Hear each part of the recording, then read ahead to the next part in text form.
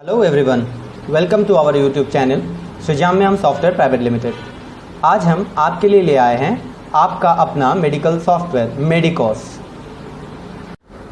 इस सॉफ्टवेयर में आपको मिल जाता है स्टॉक इन का ऑप्शन, जिसमें आप अपने दुकान का स्टॉक इन कर सकते हैं। जैसा कि मैं दिखा रहा हूँ, मेरे पास दो स्टॉक के ऑप्शन है, स्टॉक 1 और स्टॉक 2।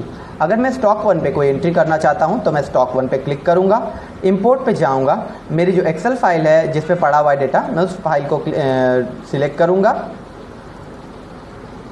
इधर फाइल का नाम है स्टॉक। मैं जैसे स्टॉक को सिलेक्ट करता हूं तो मेरे जो एक्सेल में बने हुए स्टॉक हैं वो आ जाते हैं। अगर मुझे अपने से भी कोई स्टॉक एंट्री करना है तो मैं वो भी कर सकता हूँ। मैं इस पर क्लिक करूँगा, आइटम का नाम लिखूँगा और आइटम का परचेज डेट, आइटम का expiry date, purchase rate, selling rate, quantity, bill number, vendor और बैच नंबर ऐड कर लूँगा।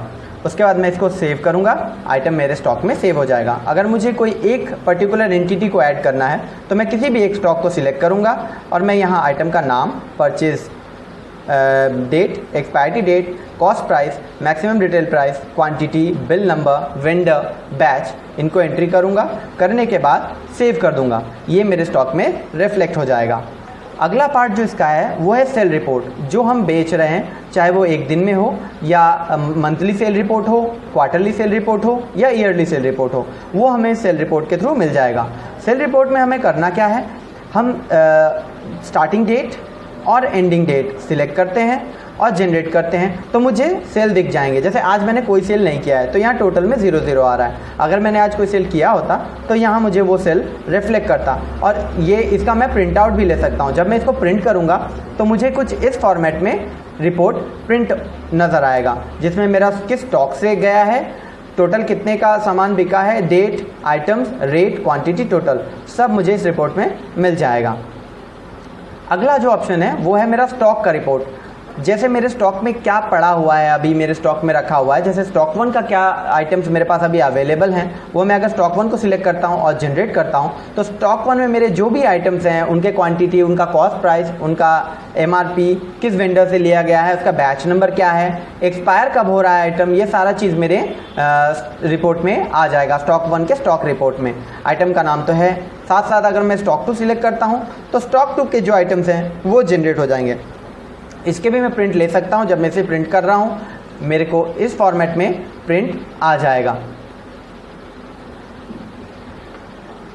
उसके बाद डॉक्टर्स अपॉइंटमेंट। अगर मैं अपने क्लिनिक में डॉक्टर्स भी मैं फैसिलिटी दे रहा हूं डॉक्टर्स की भी, तो मैं यहाँ डॉक्टर्स के नेम सिलेक्ट करूंगा। तो कब से कब तक बैठ रहा है, वो किस डेट पे बैठ रहा है, उसकी फ़ीस क्या है, उसकी स्पेशलिटी क्या है, ये सारे चीज़ मेरे को शो करने लगेंगे, जो कि इस फील्ड पे रिफ्लेक्ट होगा स्क्रीन के।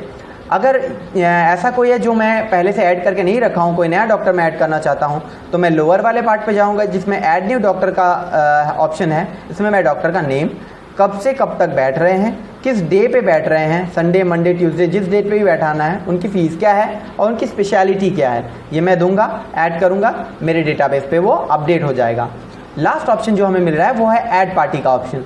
ये है वेंडर जिसको हम सामान बेच रहे हैं, हमारे कस्टमर। अब जब मैं ऐड पार्टी पे जाता हूं तो मुझे कस्टमर आईडी ऑटो जनरेट होगा। अगर मेरे पास कोई कस्टमर आईडी पहले से रखी हुई है, जैसे 2 कस्टमर ऐड है तो यहाँ 3 अपने आप आ जाएगा।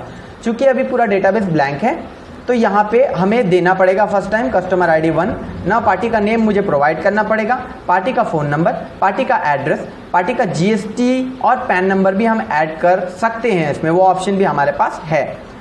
जब मैं अब बिलिंग करूंगा तो मैं स्टॉक 1 या स्टॉक 2 दोनों में किसी से भी बिलिंग कर सकता हूं। सपोज मैं स्टॉक 1 को सिलेक्ट कर रहा हूं तो स्टॉक 1 सिलेक्ट करने के बाद मेरे पास स्टॉक 1 पे जो जो आइटम्स हैं वो यहाँ पे दिखाएंगे। मैं जस्ट उसको सिलेक्ट करूँगा तो उसके एमआरपी क्या है, उसकी क्वांटिटी क्या है, उस पर मैं कोई अगर डिस्काउंट देना चाहता हूँ तो मैं सपोज 2% का डिस्काउंट दे रहा हूँ तो मैं यहाँ 2 लिखूँगा। क्वांटिटी में अगर वो पूरा पैकेट ले रहा है तो मैं सपोज 2 पैकेट ले रहा है तो 2, अगर वो 2 पीस ले रहा है तो मैं यहाँ 0.2 लिखूँगा। एक्सपायरी डेट ऑटो जनरेट होगा, दवाई का बैच नंबर भी आ जाएगा, बिल नंबर 4 बिल हो चुका है तो 5वां बिल अपने आप जनरेट हुआ। जो डॉक्टर ने प्रिस्क्राइब किया हुआ उनका नाम हम दे भी सकते हैं, नहीं भी दे सकते हैं। अगर पार्टी से हमने जो पार्टी को ऐड किया, अगर वो एडेड है तो यहाँ वो शो करेगा। चूंकि हमने ऐड नहीं किया हुआ है तो वो नहीं दिखा रहा है। सपोज यहाँ पे कोई पार्टी एडेड है, सपोज XYZ, तो जैसे मैं उसको सिलेक्ट करूँगा तो उस पार्टी का फ़ोन नंबर, उस पार्टी का कस्टमर ID, उसका एड्रेस, उसका GST पैन ऑटोमेटिकली ले लेगा सॉफ्टवेयर। फिर मैं इस चीज़ को ऐड कर सकता हूँ, तो ये मेरे कार्ट में आ जाएगा। फिर बाद में मैं इसका टोटल कर सकता हूँ, मुझे पता चल जाएगा उसकी बिलिंग वैल्यू क्या हुई। अब मैं इसका एक प्रिंट आउट ले सकता हूँ। जब मैं प्रिंट करूँगा तो मेरे पास फॉर्मेट जनरेट हो जाएंगे इसके।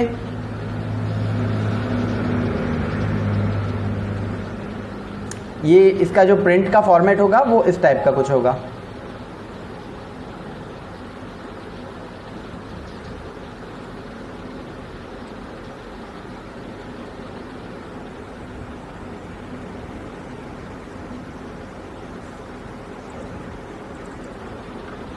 इस फॉर्मेट में होगा, जिसमें डेमो, आपका दुकान का नाम, जहाँ पे फॉर डेमो यूज़ लिखा हुआ है वहाँ आपके दुकान का नाम होगा, आपका एड्रेस होगा, आपका ड्रग लाइसेंस नंबर होगा, आपका GST नंबर, आपका फ़ोन नंबर, आपका ईमेल ID।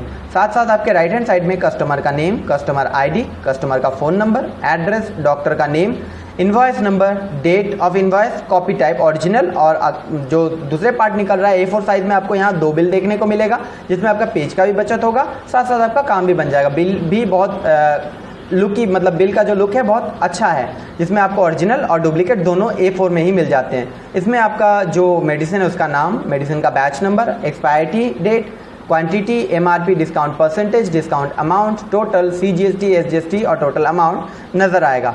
साथ साथ ही नीचे वाले पार्ट में बहुत क्लियरली मेंशन्ड है कि डिस्काउंट क्या है, तो अमाउंट बिफोर टैक्स क्या दिया जा रहा है, CGST कितने % का है, राउंड ऑफ क्या किया जा रहा है, टोटल अमाउंट क्या है, और यहाँ पे आपका बैंकिंग डिटेल आप चाहें तो दे सकते हैं, और नहीं चाहें तो वो आपका बस जो जुरिसडिक्शन पे आता है वो, या कोई भी नोट्स आप देना चाहते हैं तो वो इस पार्ट पे आ जाएगा। यहाँ अमाउंट इन वर्ड भी आपको मिल जाएगा। इस वाले पार्ट में आपको राइट हैंड के टॉप वाले पार्ट में जो आपको नज़र आ रहा है वो है आपका स्टॉक।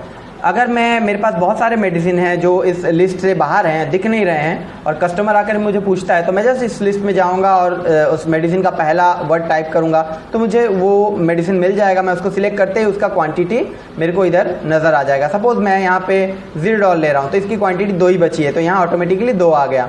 अगर मैं कुछ और लेता हूँ, सपोज साइडॉन लेता हूँ, तो मेरे पास 10 है तो वो यहाँ पे 10 दिखा देगा। साथ साथ आपके सामने स्टॉक भी मिल जाता है। अगर मैं मिडिल वाले पार्ट की बात करूं तो यहाँ मेरे स्टॉक 1 में टोटल कितने रुपया का दवाई मेरे पास है वो नज़र आएगा। ये जो अमाउंट है ये MRP का अमाउंट है। तो मेरे स्टॉक 1 पे 1160 रुपीज़ का स्टॉक पड़ा हुआ है, स्टॉक 2 पे 1060 रुपीज़ का स्टॉक पड़ा है, मतलब टोटल मेरे पास 2220 रुपीज़ का स्टॉक है। और यहाँ पे आपका सेल मिल जाएगा, आज का सेल स्टॉक 1 से आपने कितने रुपए का सेल किया है, स्टॉक 2 से आपने कितने रुपए का सेल किया है, और टोटल सेल कितने रुपए का किया है। इतना ही ईजी है हमारा सॉफ्टवेयर को यूज़ करना। और अगर आप इसमें कोई एडेड फीचर्स चाहते हैं तो काइंडली हमारे साइट पे दिए गए ईमेल पे आप कांटेक्ट करें, या आप कमेंट सेक्शन पे भी बता सकते हैं। Thank you very much. आपका दिन मंगलमय हो।